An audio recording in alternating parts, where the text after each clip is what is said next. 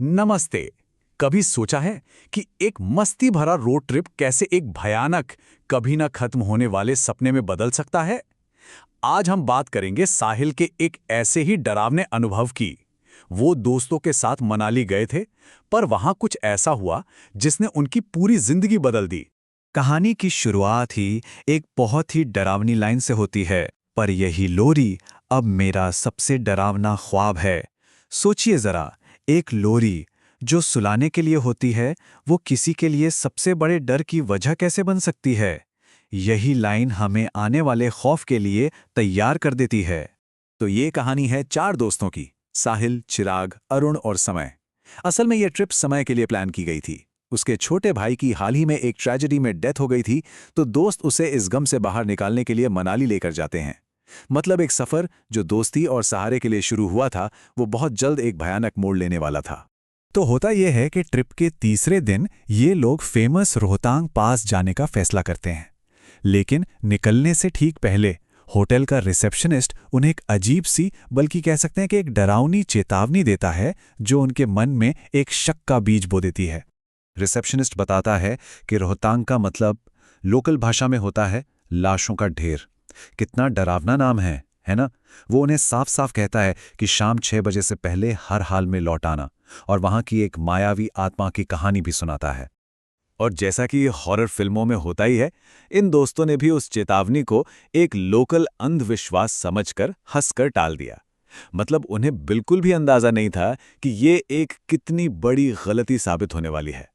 खैर, रोहतांग पास में अच्छा टाइम बिताने के बाद वो लोग वापसी के लिए निकलते हैं। अब तक काफी देर हो चुकी थी, रात का अंधेरा और साथ में घना कोहरा बिछाने लगा था।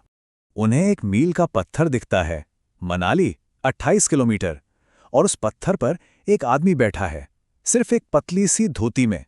सोचिए, उस जमा देने वाली ठंड में। साहिल को ये देखकर बहुत ही अजीब लगता है, पर वो चुप रहता है। होता है ना कई बार, जब हमारा दिमाग कुछ इतना अजीब देखता है कि वो उसे समझने की ही कोशिश करता रहता है, उसे मान नहीं पाता। अब यहां से असली खेल शुरू होता है। वो 20 मिनट तक गाड़ी चलाते हैं और फिर से वही पत्थर, मनाली 28 किलोमीटर। फिर से गाड़ी चलाते हैं और करीब आधे घंटे बाद तीसरी बार वही पत्थर। अब तक उन्हें समझ आ चुका था कि वो किसी अजीब सुपरनैचुरल लूप में फंस गए हैं। 1 घंटा हो गया था और वो एक ही जगह पर गोल गोल घूम रहे थे। और बात यहीं खत्म नहीं होती। जब डर के मारे वो एक दूसरे से बात करते हैं, तो एक और भयानक सच सामने आता है। उस पत्थर पर हर किसी ने कुछ अलग देखा था। साहिल को एक धोती वाला आदमी दिखा, चिराग को एक छोटी बच्ची खिलौने के साथ, और अरुण को एक काला घोड़ा। अब सोचिए, एक ही जगह पर चार लोगों को चार अलग अलग चीजें दिख रही हैं। इसी बात ने उनके डर को कई गुना बढ़ा दिया। उनकी घबराहट अब हद से ज्यादा बढ़ चुकी थी, और अब जो खतरा था वो सिर्फ एक कंफ्यूजन या वहम नहीं था, बल्कि कुछ ज्यादा डायरेक्ट और खौफनाक होने वाला था। तभी गाड़ी चला रहा अरुण कांपती हुई आवाज में कुछ ऐसा कहता है जो उनके होश उड़ा देता है। वो कहता है, सुनो दोस्तों, बाहर मत देखना, पर कोई हमारे साथ साथ चल रहा है। ये लाइन इस बुरे सपने के एक नए लेवल की शुरुआत थी। एक बात पर गौर कीजिए, उनकी गाड़ी की स्पीड थी 40 किलोमीटर प्रति घंटा। ये स्पीड याद रखना बहुत जरूरी है, क्योंकि इसके बाद जो हुआ वो फिजिक्स के हर नियम को तोड़ रहा था। गाड़ी के ठीक बगल में करीब 15 साल का एक लड़का, जिसका चेहरा चोटों से भरा था और कपड़े कीचड़ में सने हुए थे। वो उनकी 40 की स्पीड से चल रही कार के साथ साथ चल रहा था। भाग नहीं रहा था, बस चल रहा था, और बड़ी आसानी से उनके साथ पेस बनाए हुए था। लेकिन सबसे ज्यादा डरावनी बात तो तब हुई जब समय ने उस लड़के को देखकर कार की खिड़की खोली और उसे देखकर हाथ हिलाया, ऐसे जैसे वो उसका कोई पुराना दोस्त हो। ये वो पल था जब सबको समझ आ गया कि खतरा अब सिर्फ गाड़ी के बाहर नहीं, बल्कि अंदर भी आ चुका है। जैसे तैसे करके वो उस लूप को तोड़ने में कामयाब हो जाते हैं और अपने होटल पहुंचते हैं। उन्हें लगा कि शायद बुरा सपना खत्म हो गया, पर उन्हें यह नहीं पता था कि असली खौफ तो अब शुरू होने वाला था। रात के करीब 3:30 बजे साहिल की आंख एक लोरी की आवाज से खुलती है। वो देखता है कि समय शीशे में अपनी परछाई को देखकर वो लोरी गा रहा है, और शीशे में जो अक्स था उसकी आंखें लाल थीं और गर्दन पर निशान थे। फिर समय अचानक साहिल की तरफ मुड़ता है और एक ऐसा सवाल पूछता है जो रोंगटे खड़े कर दे। सवाल पूछने के ठीक बाद समय वहीं बेहोश हो जाता है।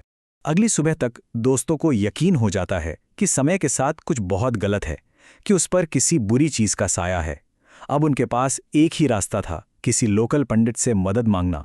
जब वो पंडित से मिलते हैं तो वो बताता है कि एक बुरी आत्मा ने समय के मरे हुए भाई का रूप लेकर उसके दुख का फायदा उठाया है और उस पर कब्जा कर लिया है।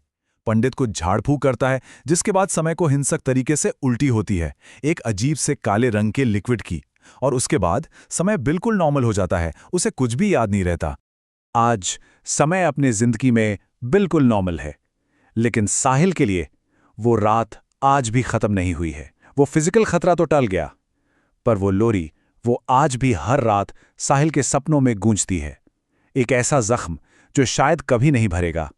और आखिर में ये कहानी हमें एक बहुत ही परेशान करने वाले सवाल के साथ छोड़ जाती है। क्या सच में कोई बुरी आत्मा थी जो समय के भाई का रूप लेकर उसके दुख का फायदा उठा रही थी?